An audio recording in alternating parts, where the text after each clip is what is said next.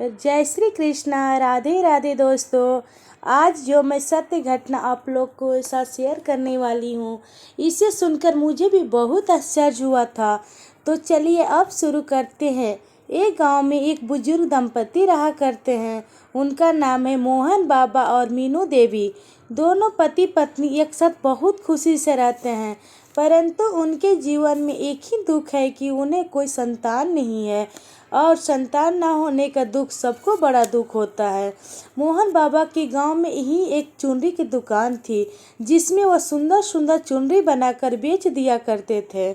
उनकी बनाई हुई चुनरी गांव के सभी लोगों को बहुत पसंद आती थी, परंतु उनको उचित मूल्य नहीं मिल पाता था। इस कारण मोहन बाबा दुखी रहते थे। वह यह भी सोचते थे, मैं अपनी पत्नी मीनू देवी को ज़्यादा पैसे भी नहीं दे पाता हर घर खर्चे के लिए। एक दिन मोहन बाबा ने बहुत सुंदर चुनरी बनाई और उसे अपने दुकान के बाहर टांग दिया। एक भला इंसान दुकान के बाहर से गुजर रहा था। उनकी नज़र उस चुनरी पर पड़ी और वह दुकान के अंदर गए। उन्होंने मोहन बाबा से पूछा कि सुंदर चुनरी की कीमत कितनी है? मुझे यह चुनरी बहुत पसंद है। मोहन बाबा ने चुनरी की सही मूल्य बताया। वह इंसान कहने लगा कि चुनरी तुमने बहुत प्यार से बनाई है और वो बहुत सुंदर है। मैं तुझे इस चुनरी की अधिक कीमत दूंगा। यह कहकर उन्होंने मोहन बाबा से वह चुनरी खरीद ली और उनके बदले उन्हें कीमत भी ज़्यादा दिए। मोहन बाबा इस बात से बहुत खुश हुए और सोचने लगे कि भगवान, ये तुम्हारी कैसी लीला है। मुझे मेरी मेहनत की भी कीमत नहीं मिलती थी और आज मुझे एक ही चुनरी में दो चुनरी के दाम मिल गए। यह सब सोचकर खुश होकर मोहन बाबा घर जाने लगे। उन्होंने सोचा कि मैं घर जाकर मीनू देवी को सारी बातें बताऊंगा। उन्होंने एक दुकान पर लड्डू गोपाल को बैठे देखा।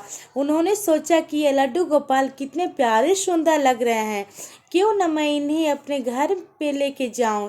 यह ख्याल मन में आते ही मोहन बाबा दुकान के अंदर चले गए।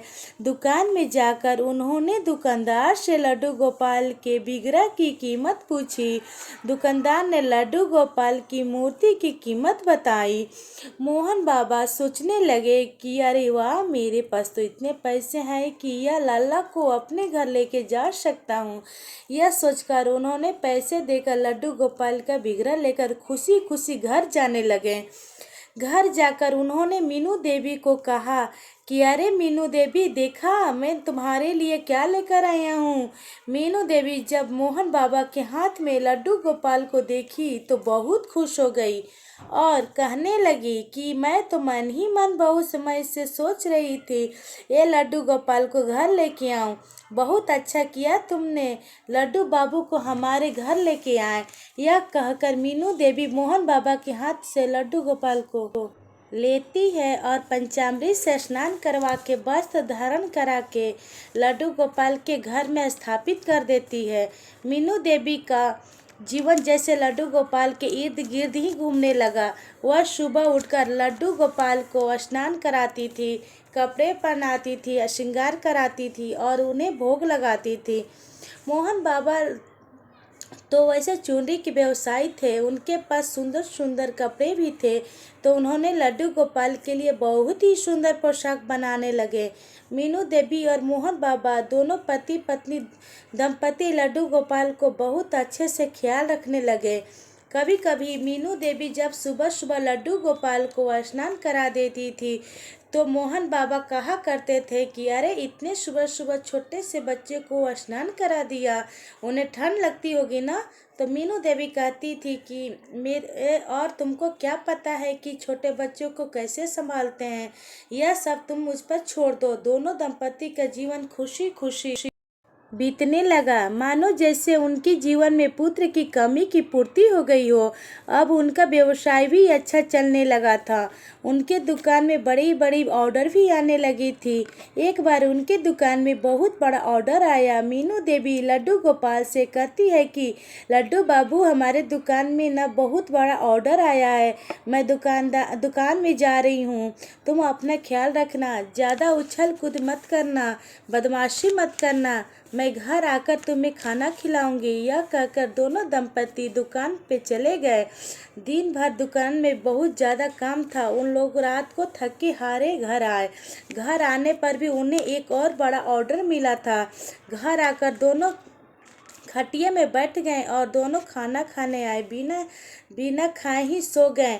यह भी ध्यान नहीं था कि उन्हें लड्डू गोपाल का भी खाना नहीं खिलाया है, नहीं शयन में दिया है। आधी रात को अचानक दंपति की नींद खुल गई। उन्हें ऐसा लगा कि कोई उन्हें बाबा मैया कहकर बुला रहा है। आँख खुलते ही मीनू देवी के मन में ख्याल आता है कि अरे मैंने तो आज लल्ला को नहीं खाना खिलाया है, नहीं उन्हें सुलाया है। यह कहकर दौड़ती मंदिर के तरफ जाती है और दोनों भक्त दंपति बैठकर रोने लगते हैं। सोचने लगते हैं कि इतनी बड़ी गलती हमसे कैसे हो गई, और देखते हैं कि लड्डू गोपाल का मुंह सूख चुका है। उन्होंने जल्दी जल्दी लड्डू गोपाल के लिए भोजन लगाई। दोनों बैठकर रोते रहें और रोते रोते उनकी आंखें कब लग गई उन्हें पता भी नहीं चला। तभी उनके जीवन में एक ऐसी घटना घटी जिससे उनका जीवन ही बदल गया। उनके सपने में आए साक्षात भगवान कृष्ण ने उन्हें कहा कि मैया रो मत, मुझे भूख नहीं लगी है। हाँ, मुझे भूख लगी थी, मैं सो सकता हूँ, मैं ठीक हूँ और आज तुम्हें कुछ देने आया हूँ। मीनू देवी कहती हैं कि लल्ला मुझे कुछ नहीं चाहिए। तब भगवान श्री कृष्ण कहते हैं कि आप जो भी चाहती हो मांग सकती हो, आज तुम्हें बस देने आया हूँ। मीनू देवी कहती हैं कि अगर मुझे कुछ देना है तो यह वर दीजिए कि हम दोनों दंपति की मृत्यु एक साथ हो और हमारी मृत्यु तब तक आप हमारे साथ रहें, हमारी अंतिम संस्कार आपके ही हाथों हो। तब भगवान कहते हैं कि अगर तुम चाहो अपने लिए संतान भी मांग सकती हो। मीनू देवी कहती हैं कि नहीं लल्ला, हमने तो तुम्हें ही अपना पुत्र मान लिया है, अगर देना है तो हमें यही वर दो, वरना हमें कुछ वर नहीं चाहिए। तब श्री कृष्ण कहते हैं ठीक है, जैसा तुम चाहती हो वैसा ही होगा।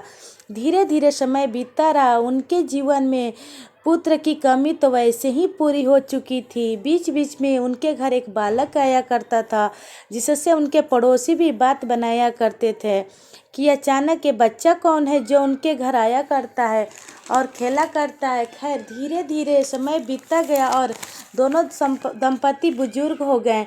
एक दिन अचानक बुजुर्ग दंपति मृत्यु साथ हो जाती है, जिससे पूरी गांव सोच में पड़ जाता है, अरे ऐसा कैसे हो गया, दोनों की मृत्यु एक साथ। दोनों की अंतिम संस्कार की तैयारी चल रही होती है। गांव वालों ने यह निश्चय किया कि इनका तो कोई संतान नहीं है, न ही इसके कोई रिश्तेदार हैं, तो किसी पंडित के हाथों अंतिम संस्कार करा दिया जाए। पंडित जी जैसे ही अंतिम संस्कार की सारी विधि विधान को शुरू करते हैं, तभी एक बहुत सुंदर सा लड़का वहाँ आ जाता है। वह कहता है इनका अंतिम संस्कार तो मैं ही करूँगा। गांव वाले कहते हैं तुम हो कौन और अंतिम संस्कार तुम्हें कैसे करने दिया जा सकता है। तब वह सुंदर लड़का कहता है यह मेरे माता पिता हैं, उन्हें दिल से मुझे अपना पुत्र माना है, तो इनके अंतिम संस्कार करने की जिम्मेदारी तो मेरी बनती है। उस लड़के को अंतिम संस्कार करने की अनुमति दे दी जाती है। वह सुंदर लड़का बुजुर्ग दंपति का अंतिम संस्कार करता है। संस्कार की विधि पूरी हो जाने के बाद गांव वाले सोचते हैं कि इनके पास तो एक लड्डू गोपाल थे, जिनकी सेवा तो करनी पड़ेगी और यह हमारी जिम्मेदारी है, और लड्डू गोपाल की सेवा कैसे भी हम गांव वालों को ही करनी पड़ेगी। यह सोचकर गांव वाले उस बुजुर्ग दंपति के घर पे जाते हैं तो देखते हैं कि उनके घर में लड्डू गोपाल के बिगड़ा ही नहीं है।